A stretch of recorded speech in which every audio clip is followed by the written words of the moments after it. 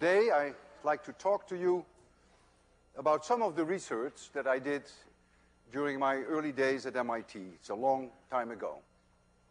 I got my PhD in the Netherlands on nuclear physics, and I came over to MIT in 1966. I was supposed to be here only for 1 year. I had a 1-year postdoc position, but I loved it so much, I never left. I changed fields. I joined the research group of Professor Bruno Rossi here at MIT. I changed from nuclear physics to X-ray astronomy. X-ray astronomy speaks for itself. You're trying to do astronomy in X-rays. You cannot see any X-rays from the ground because the Earth's atmosphere absorbs them completely, so you have to go outside the atmosphere, unlike optical astronomy and radio astronomy, which you can do from the ground. When I use the word X-rays, I'm thinking of the kind of X-rays that your dentist would be using, medical purposes, about 1 to 50 kilo electron volts. And since all of you took 802, you should know by now what a kilo electron volt is. Optical light is 2 electron volts, so X-rays way more energetic than optical light. During the Second World War, Werner von Braun in Peenemünde developed under Hitler Germany destructive rockets. They were used to destroy the Allies, to destroy you and me. Then after the war, around 1948, the Americans used these rockets to do science. They also got Werner von Braun over to this country, and for reasons unknown to me, he became a hero. They tried to observe X-rays from the solar system, and they found indeed that the sun emits X-rays. The sun is very close, so you may say, well, that's not a surprise, but it's really very unusual because to create X-rays you need extremely high temperatures, which we didn't think existed on the sun. And if you take the power that the sun puts out in X-rays, this is joules per second now, and you divide that by the power in the optical and the infrared light of the sun, this symbol stands for sun, that ratio is about 10 to the minus 7. So you must conclude that the sun emits largely optical light and infrared, and that the amount of X-rays is a modest byproduct, interesting as it is all by itself. In 1962, several scientists here in Cambridge, Massachusetts, among them Bruno Rossi and Riccardo Giacconi and Herb Gursky, made an attempt to observe X-rays from stars outside our solar system.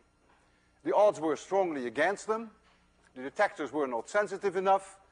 If you take the sun and you bring the sun to the nearest stars, which is a distance, say, of 10 light years, then there would be no hope that you would be able to detect X-rays from an object like the sun. In fact, the detectors were too insensitive by about a factor of 1 billion. They tried anyhow, and they were successful. They did indeed find, to everyone's surprise and joy, they found X-rays from at least one object outside the solar system. This object was later called SCO-X1. SCO stands for the constellation, Scorpio in the sky, and X for X-rays, and 1 is the first source observed in that constellation. We now know that this object is a faint blue star, and what is extremely special about the object SCO-X1 is that if you take the ratio X-ray power over optical power, then that ratio is about 10 to the third. Compare that with the sun. This object, we had no clue what it was in those days, primarily emit X-rays, and the optical emission is a byproduct. Whereas with the sun, it is reversed. And so the burning question was, in those days, what kind of animal is this? It must be a totally different beast. Something very different from our sun. And when I came to MIT in 1966, there were 6 sources known outside our solar system, and they were all discovered with rockets. The rockets in those days could spend about 5 minutes above the Earth's atmosphere, and they would quickly make a scan over the sky. 5 minutes, that's all they had. And I joined the group of George Clark, who is still at MIT. He was doing X-ray astronomy from very high flying balloons, very close to the top of the atmosphere. And the advantage of balloons was that you could observe the sky for many, many hours. If you're lucky, sometimes even a day or more. But on the other hand, since there's always a little bit of atmosphere left above you, even though there's very little, there is still some left. The X-rays are absorbed. Almost all X-rays below 20 kiloelectron volts would be absorbed, and we would not be able to see them. But of course, the compensation was that we could look at the sky for many, many, many hours. Nowadays, no one is doing these balloon observations anymore. No more rocket observations. Everything is done, of course, from satellites. So when I came to MIT, together with George Clark, I developed new X-ray detectors for these balloon observations. Many graduate students were involved, many undergraduates. It would take about 2 years to build a telescope. To give you a rough idea, it would take $1 million in terms of 1966 dollars, and the weight of such a telescope would be roughly 1,000 kilograms. The balloons in those days would cost about $100,000 to get us up to these high altitudes, and we would need about $80,000 of helium, and you will see some slides of that. We have to go to altitudes of about 140,000 feet. We need huge balloons for that. You will see one. They have diameters of about 600 feet. And the material was polyethylene, extremely thin to make them lightweight so that they can go high. The thickness of that polyethylene was about 1/1,000th of an inch, which is thinner than the saran wrap that you have in the kitchen. It is thinner than cigarette paper. Very risky business to fly these balloons. No guarantee, of course, that they would work. You pay your money. If they work, that's great. If they don't work, that's just tough luck. There's a good chance that you have a failure when you launch the balloon. They're very fragile. There could be damage right at the launch. But even if they make it up in the atmosphere, they have to go through the tropopause near about 100,000 feet, where it's very, very cold. The balloons get brittle, and then they can burst. And that, of course, would be the end then of that balloon flight. And that could also be the end of a PhD thesis, because all these flights, of course, were connected with research and therefore with PhD work. And so the tension during these early phases of the launch were always extremely high, sometimes even unbearable. So now I would like to show you some slides which will give you a good idea of what these expeditions were like.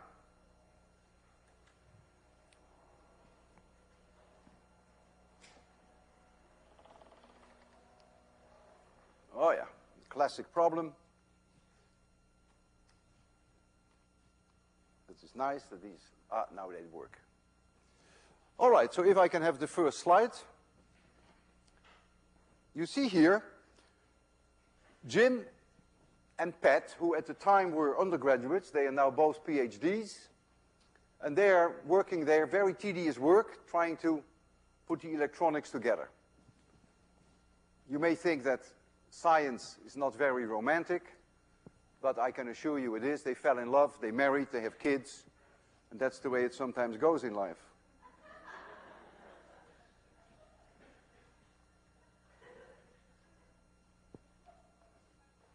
So here you see the plant in Texas where these huge balloons were made. The balloons are put together sort of like the way that the tangerine is put together. At the surface you see these gores of the balloon. And the sealing of these gores to make up the balloon was only done by women. Only women were allowed to work there. It's nothing to do with sex discrimination of any kind. It just turned out that women were more patient, they did the work better, they make way fewer mistakes than men did. That's the way it goes sometimes in life. Here you see balloon coming out of the box, nicely protected in a plastic cover. And we also have here cloth on the grass, because the balloon is so thin that it would certainly get damaged if it touches the grass. It's enormously thin. This was not my balloon. We were worried that there was something wrong with it.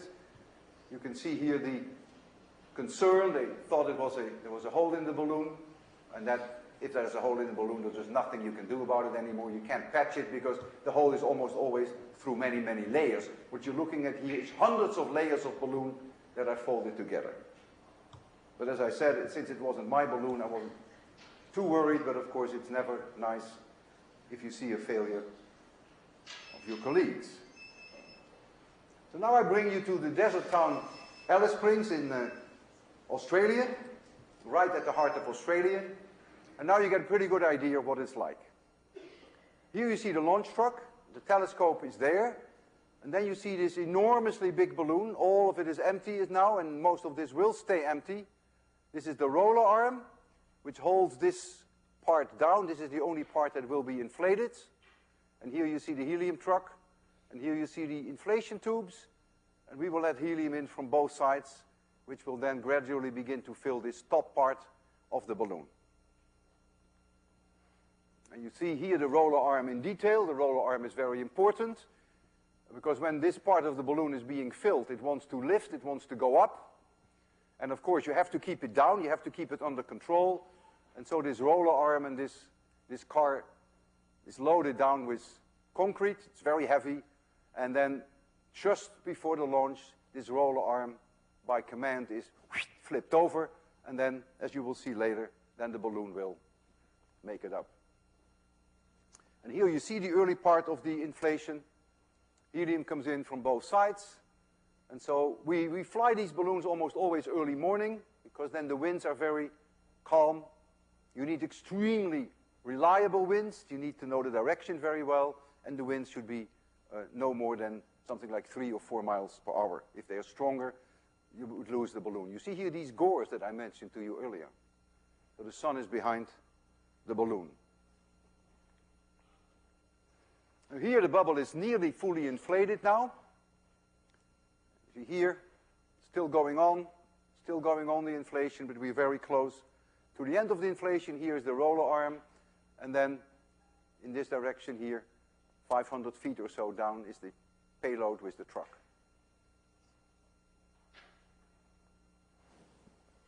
We're now very close to a launch. We're still in Alice Springs. This was my graduate student, Jeff McClintock, at the time. He's now Dr. McClintock. Here we see radar reflectors, which allows us to follow the balloon, a radar. Here you see the telescope hanging on the launch truck. Here's the roller arm. All this is empty. And here you see the parachute. We have here a connection between the parachute and the bottom of the balloon, and we can control that on radio command. We can separate that so that the telescope safely comes back to Earth. At least that's the idea on paper. And so now you see the release of the bubble. So the roller arm is up, and this bubble now takes off. This is an incredibly fantastic moment. This is really butterflies in your stomach and ants in your pants. This is the moment that balloon can easily fail. It's very thin material. The helium goes up, reflects against the top, is pushed back again. You get this peculiar mushroom shape. It makes an enormous sound, like a storm. The idea now is that this balloon will go higher and higher in the sky. We'll pick up all this empty part. This is not inflated. As the balloon goes up in the atmospheric pressure will go down, and the helium will expand and will fill the balloon. And the trick now is for this truck to maneuver itself under what we call the bubble. And therefore the wind has to be in this direction so that the balloon comes to the truck, and then the truck tries to get straight under the balloon, and then the payload will be released here. Here you see a close-up of this mushroom. You can actually see this reflection of the helium going up and coming back. You can also see these gores very clearly. This tedious work by these women who have to seal these balloons. Enormous amount of labor goes into it. Amount of helium, as I said earlier, is about $80,000, about the same price of the balloon. And here it goes higher. In Alice Springs, the cover is falling off. Balloon is going up. See, the engine is already running. The truck cannot move yet, because if it started to move, this part of the balloon would slide over the cloth. There would be friction and there would be holes in the balloon. So this truck has to wait until all of this is off the ground. Going higher. And I'm now so close to the balloon that I couldn't continue my picture taking from Alice Springs. So I will jump back to an earlier flight in the United States. We flew these balloons in the United States from a town called Palestine, Texas. And so you will see then the remaining part of the flight from Palestine, Texas. So the balloon is now completely off the ground. See a little bit of gas. Well, it's not so little, but it looks very little compared to the size of this balloon. You see the parachute here. And here then is the connection, which on radio command we can separate. So now this is a very crucial moment. The person in charge on this launch truck has probably driven the truck to get straight under the balloon. And when it's straight under there, they will allow the payload to go free. The payload is attached to this truck. If the balloon is too far ahead and the payload is released, it will pendulum into the ground. And if you release it too early, then of course the payload will pendulum back into the launch truck. Both would be a disaster. If the pull of the balloon is not enough, for instance, if a hole developed during the launch, so if the tension is not strong enough, you would release the payload, it would go bang back to the ground. So all these factors have to be taken into account. And then finally, the person in charge commits to a launch, and then there it goes. All the way empty. Here you see the helium, the parachute, and you see the payload. And here you see the balloon at 150,000 feet, 45 kilometers high in the sky. The helium has now expanded, balloon is fully inflated, and you can look straight through it. It's only half of 1/1000th of an inch of polyethylene. And these are huge ducts which have openings of about 10 meters each.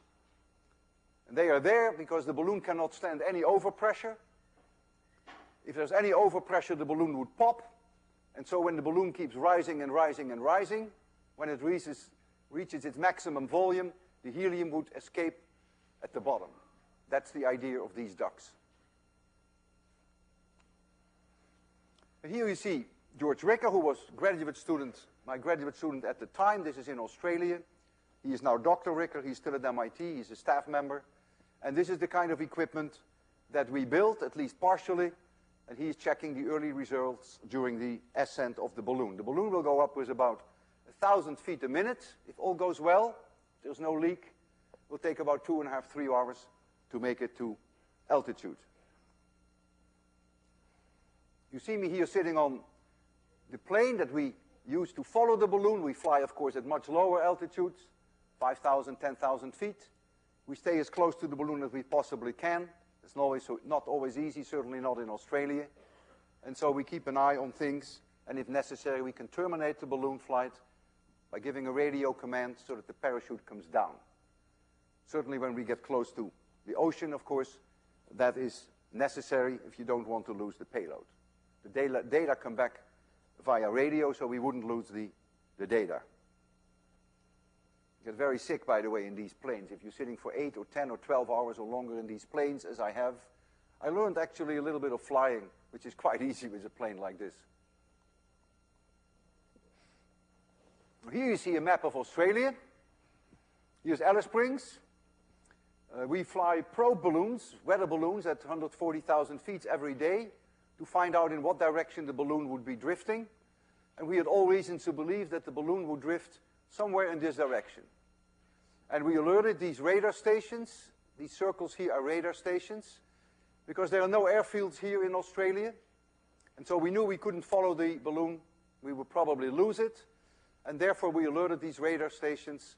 They could tell us then when the balloon was in sight, and that would allow us then to cut the payload loose and make the recovery. Instead, the balloon went straight south. So the predictions by the weather balloons were not too accurate. Balloon went straight south, and here there was sunset, and then we don't know too precisely where the balloon was. Remember, this was in the 1970s, and so we were uncertain, but here, about 26 hours later, when we were getting close to Melbourne, which we were not allowed to enter the airspace here between Sydney and Melbourne, we cut the balloon loose. That means we separate the payload from the balloon. The balloon is very brittle. It's extremely cold up there. The balloon then fractures and comes down in many pieces. And if everything works well, then the parachute opens and brings the payload safely back to Earth. And then comes the big problem: how are you going to recover the payload? You're in the middle of nowhere. This balloon came down, this payload came down in the desert, and there are no airports. At least the chances are that you are a few hundred miles away from the nearest airport with your payload. So what you do then is the following. You try to find a house close to where the payload is located. We locate the payload. We see the stuff come down, radio beacons on the payload. And then you fly over that house many, many times in a very obnoxious way. You make a lot of noise. You fly over very low. And so the people whose next neighbor is probably 70 miles away from them know what you're trying to tell them. You're trying to draw their attention. And they know what that means is that they want you to meet them at the airport. Whatever airport means. It's something like just a strip in the desert. You can't land there at night, but you can land there during the day. And so that's exactly what we did. We drew attention to the house of this guy, Jack. He was a complete nut. He was always drunk. He was a crazy guy. And so we went to the airstrip and we waited, and indeed, after 15 hours, he showed up with this truck. There is no windshield here in the truck, and he used to shoot kangaroos there. He would go 60 miles per hour on the desert floor, and he would shoot kangaroos. And he gave me a demonstration. He put his dog on the roof. He would go 60 miles an hour, and he would slam the brakes, and then the dog would catapult through the air, the poor dog, and then all he would say is, "Oh, you can't teach an old dog any new tricks." And he seemed to enjoy that.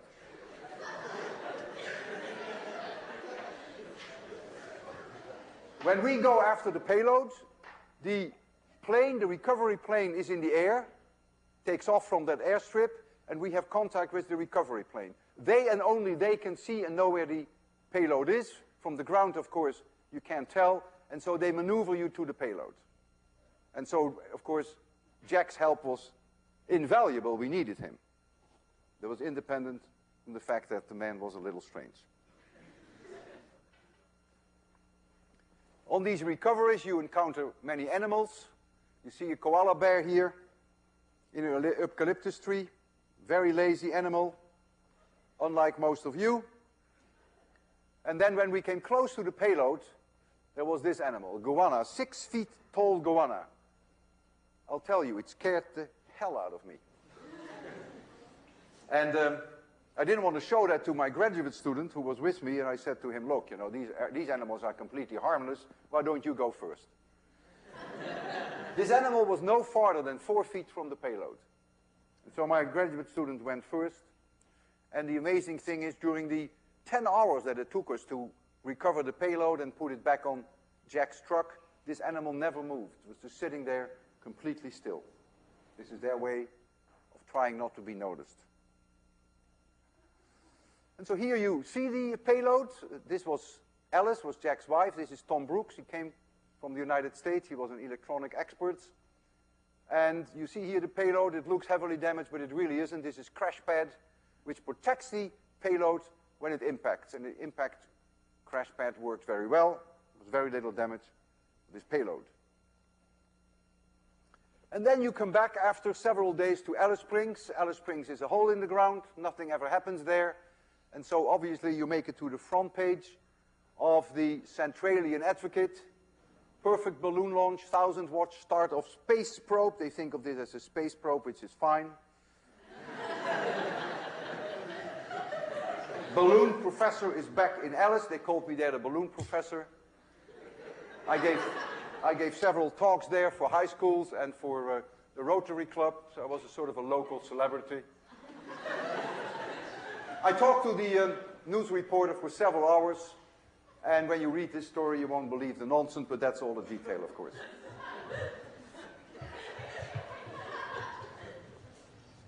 Okay, that's enough for the slides for now.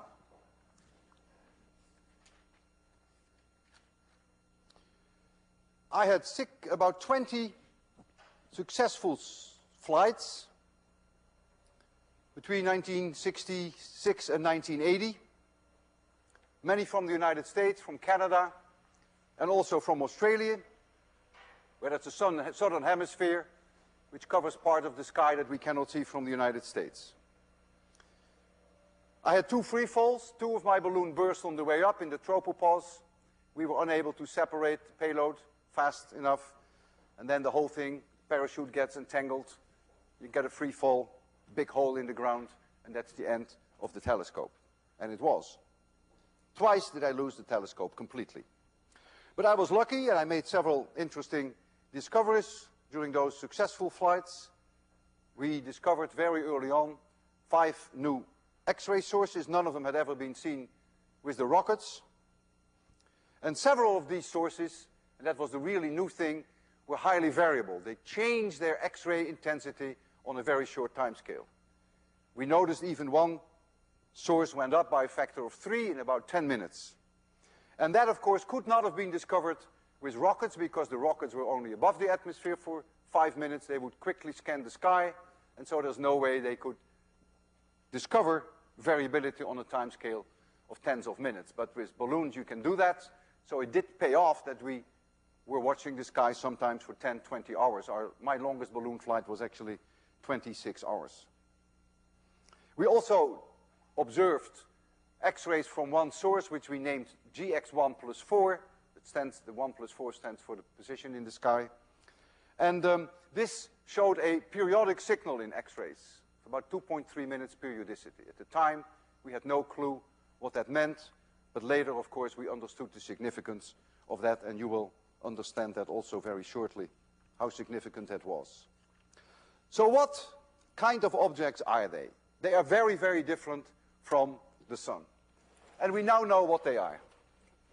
These objects are binaries, binary stars. One star is not unlike the sun. It's a normal nuclear burning star, and it is in orbit with a neutron star, or in some cases a black hole. They go around each other, and if they are close enough together, it is possible that the matter of this star is attracted by this neutron star with a larger force than it is attracted by the star itself. And if that's the case, this matter doesn't want to stay here, but wants to go to the neutron star. Now, of course, the matter has angular momentum because it goes around, so it cannot free fall to the neutron star, but it would spiral in and slowly make its way to the neutron star. And we call this an accretion disk. And we call this the donor. Provides the fuel for the transfer of mass onto the neutron star. And let's assume that the neutron star has a mass capital M and has a radius r. And let's assume that we dump some matter, little m, onto the neutron star. What all of you should remember from 801, that you can calculate very easily the speed with which this matter reaches the neutron star. The kinetic energy, 1/2 mv squared, must be equal to mmg over r. We had this equation on the blackboard last lecture when we discussed cosmology. It was the same equation. This is the speed with which the matter will fall onto the neutron star, if this is the mass of the neutron star, and this is the radius of the neutron star. You lose the mass, as you always do, and so you can calculate this speed. This speed is horrendous because the radius of a neutron star is so ridiculously small. The mass of a neutron star is very comparable to the mass of the sun, a little larger, but not much larger. But the radius is 100,000 times smaller than that of the sun. It's only 10 kilometers, and as a result of that, the speed with which the matter hits the neutron star is about 1/3 of the speed of light. When it hits the neutron star, this kinetic energy is converted to heat. It will heat up the surface layers of the neutron star and increases the temperature to about 10 million, 100 million degrees. And at such high temperatures, the star would emit almost all its radiation in X-rays and not in the optical. Our sun is relatively cold. It's only 6,000 degrees. And so the sun has most of its radiation in the optical, but when the temperature becomes 10 million, 100 million degrees, the maximum of the emission is in X-rays. To give you a little bit respect, a little bit of insight for this incredible power, for this incredible gravitational pull of the neutron star, because R is so small, if you took a marshmallow and you threw a marshmallow from a large distance onto the surface of a neutron star, at impact, the energy that is going to be released is comparable to the energy of an atomic bomb as was thrown on Hiroshima and Nagasaki near the end of the Second World War. Neutron stars have very strong magnetic fields, and the matter that flows from the donor onto the neutron star is ionized, it's plasma, it's charged, and as you remember from 802, when you have a charged particle in a magnetic field, there is the V cross B term, the V cross B force. And the V cross B force will then spiral these charged particles around the magnetic field lines, and they would end up near the magnetic poles. Not unlike the solar wind, when it reaches the Earth, these charged particles enter the Earth's atmosphere near the magnetic poles, giving rise to aurora, as we discussed earlier. And so you end up on the neutron star with two hotspots, where this matter slams into the neutron star at the magnetic poles. And if the axis of rotation of the neutron star is not the same as the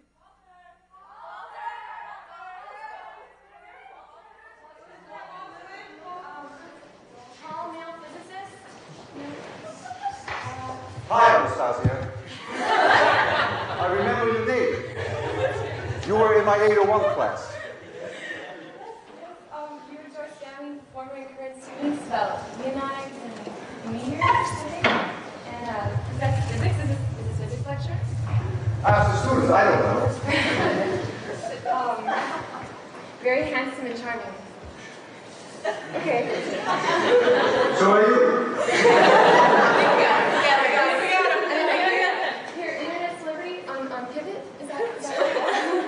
I think we know the answer to that one. Okay, I think we have the right person. Well, we have a song to sing to you.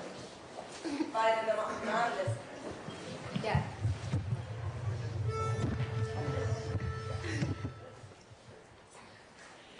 When I was young, I never needed anyone.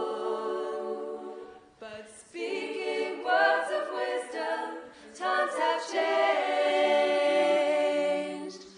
Maxwell's equations are too hard for me. So please just help me, help me. Help.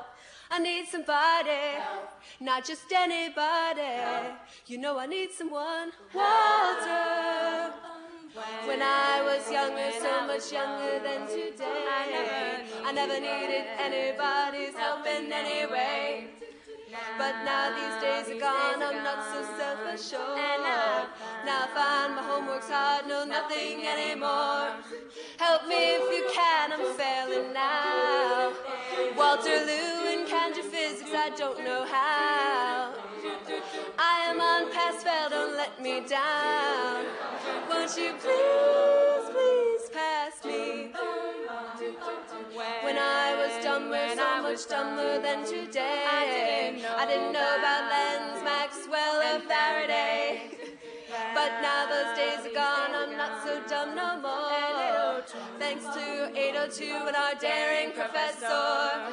Help me if you can, I'm failing now.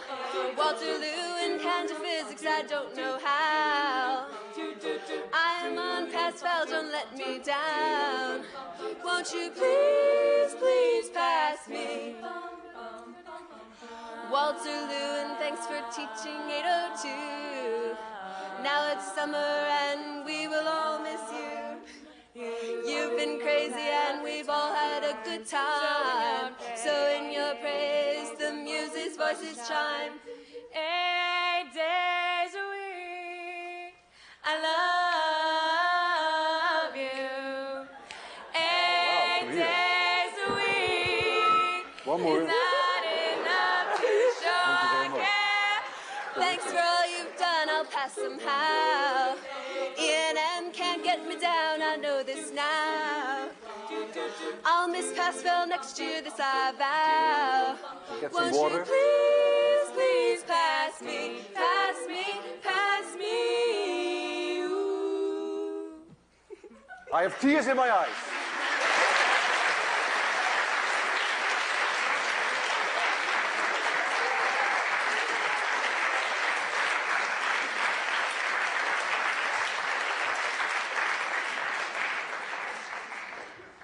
So that was very nice. So now you won't have any time to fill out your evaluation form. So I was going to talk to you about show you some evidence for these binary systems. So we have these hotspots on the neutron star, and as the neutron star rotates then, and the axis of rotation doesn't coincide with the dipole, magnetic dipole axis, you're going to see hotspot, hotspot, hotspot, hotspot, and that explains then the X-ray pulsations. You can also see in some cases X-ray eclipses. If the neutron star, as seen from the Earth, hides behind the donor star, which is much bigger, then all the X-rays are absorbed, and so the X-rays stop completely. You go into an X-ray eclipse, and a few hours later, you come out of the X-ray eclipse again. And that's what I would like to show you the evidence for, which came in the early 70s with the satellite Uhuru. The first slide is the basic idea. Now, that was right, John. John, go back to that picture. Yeah. So you see here, this is, of course, a sketch. This is not the real thing. Here you see a star, not unlike the sun. And then here you see the neutron star, in some cases a black hole. And then the matter is being sucked off this star because the gravitational force in this direction is larger, forms the accretion disk, and ends up on the neutron star. And the next slide is then the discovery of the early, convincing discovery of a pulsating system, the rotation of the neutron star. This time scale here is about 1 1/4 seconds. And the data are here. This is the data. Unfortunately, in this publication, this very bold line dominates almost the data, but the idea being very clear that the X-ray signal, this is the strength of the X-ray signal, this is time, 1 1/4 seconds, is oscillating 1 1/4 second period, and that's the rotation of the neutron star. And the next slide shows you of the same object. It's called Hercules X1. You see on a very different time scale, this is days. You see that the X-ray eclipses, that the X-rays disappear completely when the neutron star goes behind the donor, and the orbital period is 1.7 days. The X-rays disappear completely. And so this picture is well established. It's beyond the shadow of a doubt. We do know what these objects are. Because no one is flying balloons anymore, I make all my observations nowadays from satellites, using European satellites, Japanese satellites, and American observatories. Lately, we have the Rossi Timing Explorer in orbit, and also Chandra, which is the biggest thing in town. Now, between 1975 and 1979, we were so fortunate here at MIT that we had our own private X-ray observatory. It was called SAS-3. It was an all-MIT operation. We maneuvered it from my building, Center for Space Research, Building 37, 24 hours a day, 365 days per year. It was at that time that Josh Grindley and John Heise had discovered, using a Dutch satellite, believe it or not, they had discovered that some of these X-ray sources showed sudden X-ray bursts. The X-ray intensity would rise in about a few seconds, would become 10, 20, 30 times stronger, and then over a time scale of maybe a few minutes, the X-ray intensity would peter out again. And we had this SAS-3 observatory, which ideally suited to do research in these X-ray bursts. And we discovered, within 2 years, 8 new burst sources. And I think it's fair to say that it's largely due to our observational work and also to the theoretical work by Professor Joss, who was at MIT and still is at MIT, that we now understand what these X-ray bursts are. They are huge nuclear bomb explosions on the surface of a neutron star. The matter that falls onto the neutron star is largely hydrogen and helium, because that's the matter of this star. And the density and the temperature on the surface of the neutron star is so high that you get nuclear reactions, and 3 helium-4 nuclei can fuse to carbon-12, and then energy is released. And this nuclear reaction is very unstable, is extremely sensitive to the temperature. If the temperature goes up, the reaction rate is higher, more energy is released, temperature goes up. When the temperature goes up, the reaction rate goes up, and so on, more energy is released, and the whole thing gets out of hand. You get a thermonuclear runaway, as we call it. You see a thermonuclear flash, a gigantic bomb explosion on the surface of the neutron star. These bomb explosions are about 18 orders of magnitude more powerful than the most powerful hydrogen bombs that we can build on Earth. So this layer, this fresh accreted layer, goes up in one huge bomb explosion, and then new material is accreted, and a few hours later you will see another bomb explosion. So you can see several of these X-ray bursts per day. The optical counterparts of these stars, these binary systems, are very faint, but you can see them from the ground with optical observatories from the ground. And we had reasons to believe at the time that simultaneously with an X-ray burst, you might actually observe an optical burst. And I'll give you the reasons why we believe that.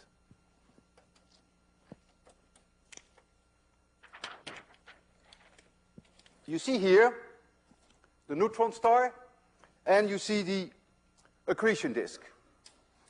And let us assume that there is an X-ray burst going on now. These red wiggles are X-rays from the X-ray burst. The Earth is in this direction. So these X-rays reach the Earth first. But there are X-rays which go in this direction. They are absorbed by the disk. And then the disk heats up to 30, 40,000 degrees and starts to emit optical light. Some of that optical light will go in the direction of the Earth. And so what this means now is that there is a delay between these X-rays, this optical light, and these X-rays. Because look, this path length is longer to us than this path length. And therefore, we were hoping not only to be able to see an optical flash, which would mean the X-ray heating of the disk, we see optical light from the disk, but we were also hoping to see the delay.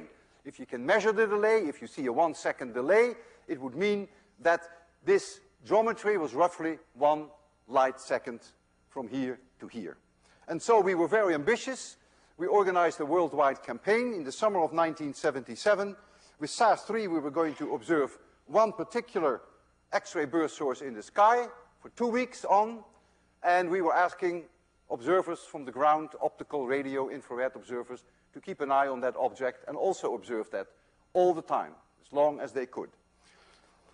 17 countries contributed, 44 observatories contributed, participated, and during these 2 weeks we saw 110 X-ray bursts from this object with SAS-3. None were observed in the optical, none were observed in the radio. In 1978 we tried it again, and we were successful. This was a collaboration with Josh Grintley, who was at the time at Harvard, and my graduate student Jeff McClintock, who was at that time already Dr. McClintock. He also was at Harvard, and he still is there. It was a smashing success. We made it to the cover of Nature, which is a rather prestigious scientific journal. It was covered by the New York Times and by many newspapers in the world. So we were the first to be able to detect simultaneously an X-ray burst and an optical burst from this binary system. The data that I want to show you are not the 1978 data, but they are data from a year later because they have better quality. We learned how to do it, of course. These are the X-ray data, not from SAS-3, because SAS-3 was no longer in orbit. In 1979, this was a Japanese satellite, Hakuchou. And so here you see the times in seconds, and here you see the X-ray intensity, and you see here the X-ray burst as we observed it with the Japanese observatory Hakuchou. And here you see the optical data, which were taken by my friend and colleague Holger Pedersen. He used the European Southern Observatory in Chile, and he observed clearly an optical flash. This is the intensity of the light before the X-ray burst, and then you see an incredible increase, and then you see a decay. I have plotted these so that they both have the same height. That, of course, is artificial, but it makes it easier to compare the two. And so now comes the acid test. If now I put one on top of another, then you see very clearly that as we expected all along, that the optical signal is indeed delayed relative to the X-ray signal. And you can now do the measurement that we hoped we could do. You shift one curve on top of another, and if you shift it by about 2 seconds, then they're almost carbon copies of each other. And so we succeeded then for the first time to measure the geometry of the accretion disk around these neutron stars. They have radii of very roughly 2 light seconds. Light had to travel 2 seconds more, first X-rays, X-ray heating, and then the optical. 2 light seconds is about twice the distance from the Earth to the Moon. So these systems are amazingly compact, very small indeed. Needless to say that during the past term, I haven't been able to do any research, no science at all. 802 has swallowed up everything that I had to offer, and more. And I think you should feel sorry for my graduate students. And I think you have all the right to feel guilty as well. You were on my mind all the time, and not only at MIT, but also at home, in my living room, my kitchen, when I took showers, and you even very often appeared in my dreams. Believe me, it was hell for my significant other, who is in the audience, Susan. It wasn't very nice for her. Frankly, my life will change after today. I make myself no illusion, however, most of you will quickly forget all 4 Maxwell's equations, and you will forget all about induction and about non-conservative fields. I hope for you, though, that it will not be before next week.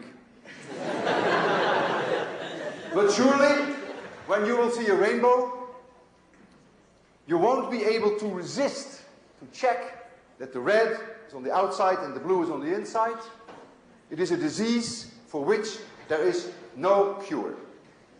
And if you carry your personal polarizers with you, then you will want to verify that indeed the bows are strongly polarized, and if you do that, I'll be very proud of you.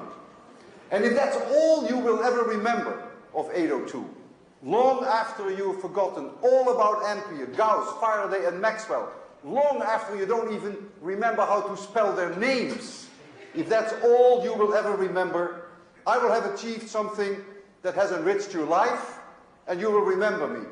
And I hope those will be happy memories. Thank you for attending my lecture.